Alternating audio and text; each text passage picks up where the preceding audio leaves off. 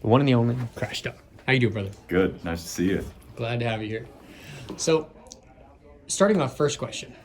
What was your first exposure to Freemasonry and the internet?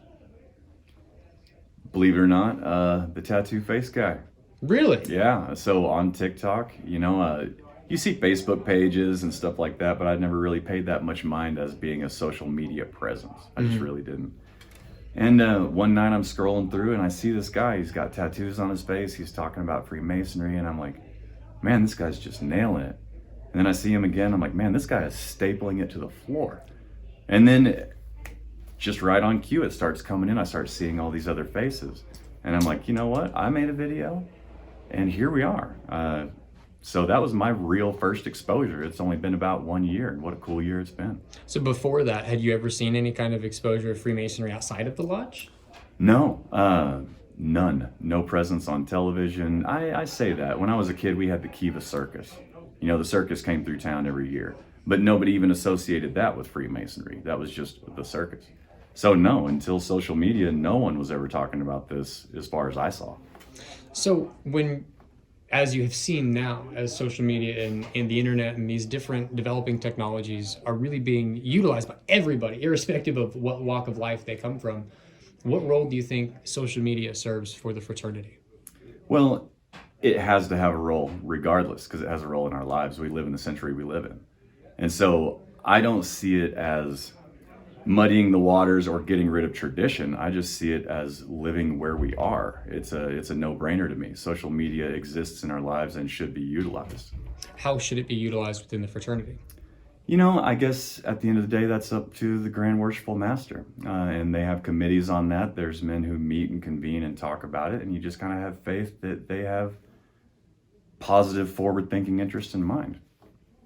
With Grand Lodges in particular, we've seen a lot of pushback in certain levels of organization within social media. They definitely, there's no tiled lodge on the internet. Sure. There's a difference between physicality and virtual reality. What do you think pushes someone to seek acceptance in a virtual world versus a physical one? Oh, the freedom of anonymity, which doesn't really apply much in Freemasonry because it's not an anonymous organization. But when you're sitting at home or in your car, you're in front of your computer, you're in front of your phone, you're safe. You don't have to worry about that anxiety. You don't have to worry about personality clashes. You don't have to worry about popularity contests. You don't have to worry about how you look. And that's a huge hang up to a lot of people. Even though you say it shouldn't be and we're all supposed to be super secure and awesome in our presence, everyone gets shy. Everyone gets tense. And so social media takes 50% of that away right off the bat. So why not utilize that to reach out to people who ordinarily might just be stuck inside a shell? Because they have some really beautiful stuff to say a lot of times. I like that. What would you suggest or encourage to somebody who felt or who had faced a lot of backlash for their use of or their presence or attention to social media? So irrespective of the fraternity, I really like Facebook. I really like TikTok. I'm on it all the time. My brothers, my family, I don't know that that's the right thing. Using social media a lot. What is the right way social media should be used? Man, that's a loaded question, because it really is up to the individual and their own individual sense of crass and responsibility. If you're using Freemasonry in order to, say, hawk a product or make yourself seem more interesting, that could be seen as very negative. You're using the craft in order to promote your car wash or something like that. Freemasonry should be something that's a part of you, and you should be able to express yourself freely on social media. However, with the sensitive nature of Freemasonry, and particularly when there are egos involved, it becomes very tense. Now, these egos, elders, whatever you want to say, hypothetical people, their word matters just as much as yours. As a matter of fact, they came before you. You should respect all of that, particularly past masters. But we've seen sometimes egos can get stuck in a certain place, and that's where they are going to be. And so you have to exist around these brothers and make it all work. And it's a challenge for each individual person. I wish I had the right answer, because I'm trying to figure it out too. What tools do you think the craft offers to the individual to try to start piecing together this answer? Unfortunately, not a lot. That's part of the mystique, I guess you could say, for some people. But really, you do still need to seek it out. That's one misconception that a lot of people have. I'm a Freemason. I'm going to receive this book that tells me all this stuff and fills in all these blanks. That's not how it works at all.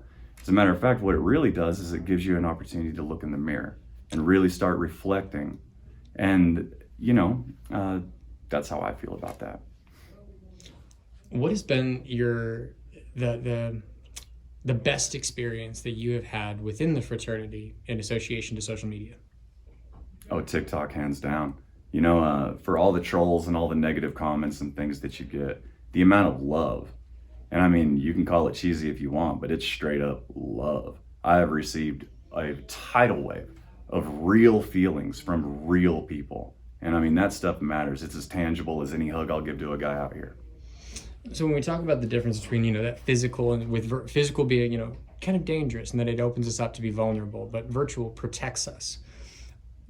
How do we get to that intimate experience within something virtual so that it feels real? Or so that it is real, like you described. So that it is meaningful to, that's, how do you bottle magic? That's a very difficult question, because the brotherhood really does depend on you and me. The doctrine is the doctrine, the building is the building. That's not where Masons meet. We meet right here. So that's a very difficult question. I don't know how to answer it. I'll take it. Yeah. I'll absolutely take that. Absolutely take that. Okay. So final question. What do you feel like the fraternity is going to look like in 20 years? I have high hopes for the fraternity in 20 years. Everybody talks about this is dead, this is dying, this is dead, this is dying. Everyone says that about something that's important to them. And instead of seeing how it's dying and lamenting that, why aren't you planting seeds?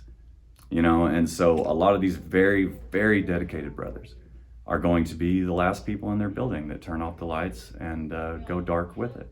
And that may be unfortunate, but there are still seeds being planted. And as a matter of fact, with 21st century life, particularly being a man in America, much less in the world, but finding a way to fit into all the hyperbole that you get anyway.